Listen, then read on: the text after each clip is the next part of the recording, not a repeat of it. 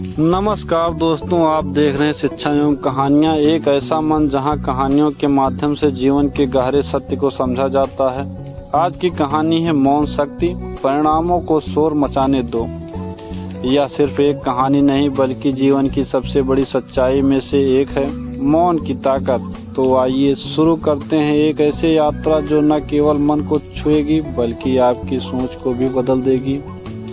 बहुत समय पहले की बात है, एक राज्य था वाकनगर, जहां शब्दों को सबसे बड़ा हथियार माना जाता था। यहां हर व्यक्ति अपनी वाक्पटुता से दूसरों को नीचा दिखाने में माहिर था। वहां एक युवक था आरो, जो शांत स्वभाव का था, कम बोलता था लेकिन बहुत गहराई से सोचता था।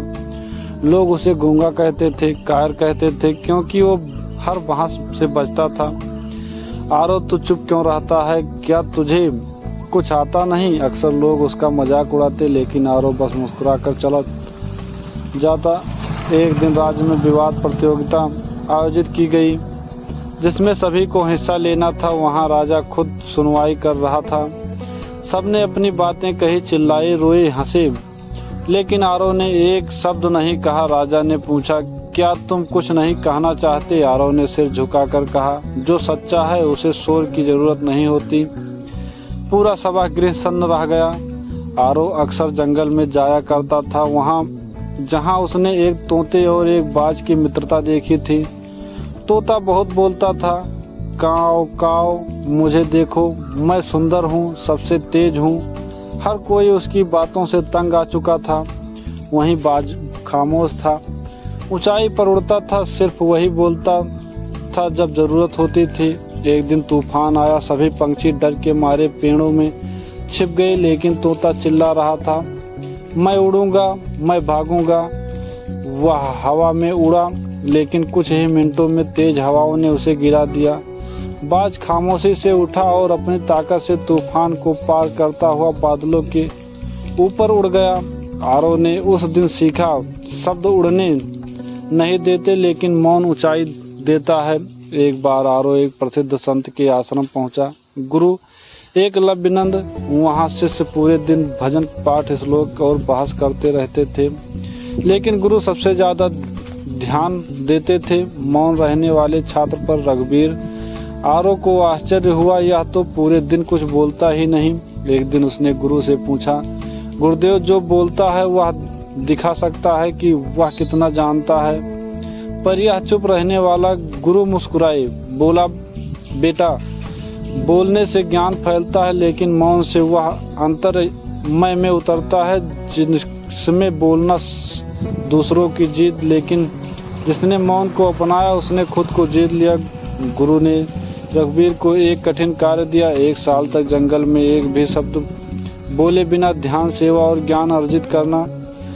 आरो ने भी यही तब किया, और 1 साल बाद जब वह लौटा तो उसका चेहरा उसी किसी साधु की तरह शांत और तेजस्वी था। गुरु ने आशीर्वाद देते हुए कहा, अब तुम बोलने योग्य हुए हो, क्योंकि अब तुम्हारे शब्दों में शोर नहीं, शक्ति होगी।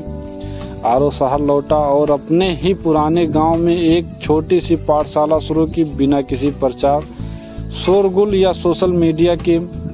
लोग हंसे, अरे ये तो वही चुप रहने वाला है, इससे कौन सी पढ़ाई होगी? लेकिन सालों बाद वही पाठशाला शिक्षा के मंदिर के रूप में जानी जाने लगी। IIT, UPSC, डॉक्टर, वैज्ञानिक सब वहीं से निकले। लोग पूछते, तुमने कैसे किया? वह सब मुस्कुराता,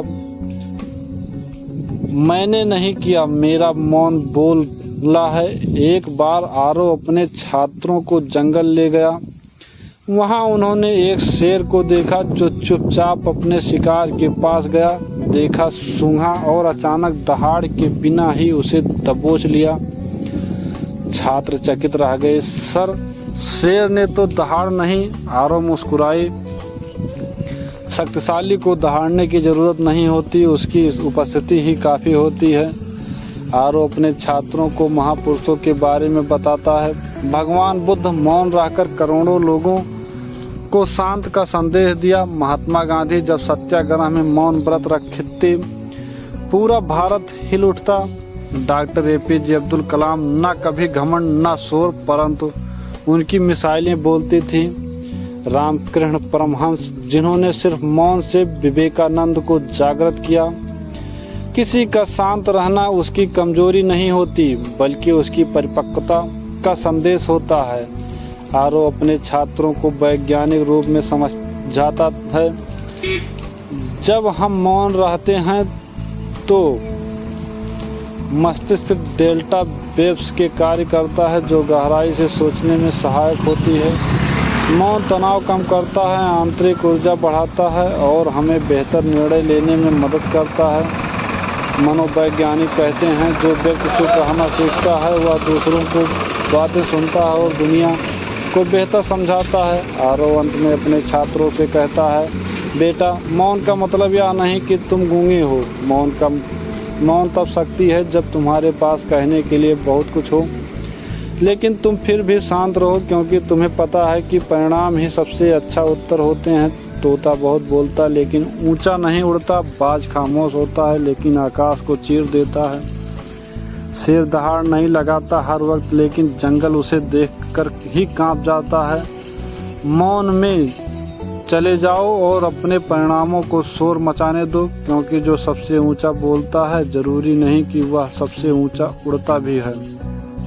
अगर आपको यह कहानी पसंद आई हो तो चैनल शिक्षा एवं कहानियाँ को जरूर सब्सक्राइब करें, वीडियो को लाइक करें और अपनी राय कमेंट में जरूर बताएं। मिलते हैं अगली प्रेरणादायक कहानी में। तब तक के लिए धन्यवाद। जय हिंद।